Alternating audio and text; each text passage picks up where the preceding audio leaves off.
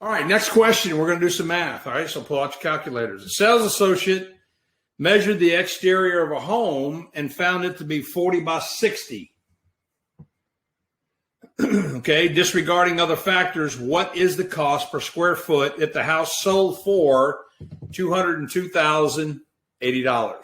Okay, so we have to understand what we're doing here. Okay, so the way you unpack this problem is you got to go, okay, this is a home measurement.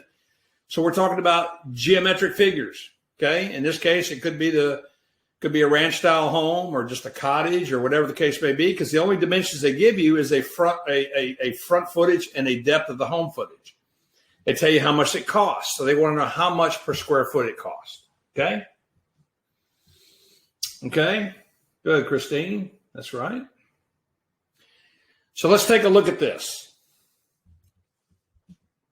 This is a geometric calculation. Okay, geometric figure and calculation. If you look at the picture at the bottom right, and this is not uncommon for licensees. I know we got one in our class, two in our class, I think. Crystal and Christine are both licensed.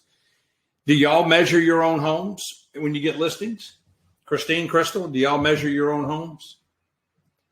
Yes or no? Okay, Christine does. What about you, Crystal? You don't measure your homes.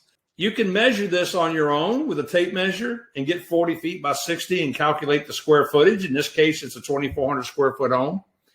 If it's sold for $202,080, then 2,400 divided into that would be $84.20 a square foot. Okay. Again, I don't measure homes. I got someone that I keep on retainer for me. That's an appraiser that goes out for a fee and measures, gives me a nice sketch of the home, and I upload it in the MLS as an attachment for people to see. Okay. So basically you're talking about length times width, area of a rectangle. Again, they give you length times width, 2,400 square feet, and then divide that into the price of the home. That gives you price per square foot. All right.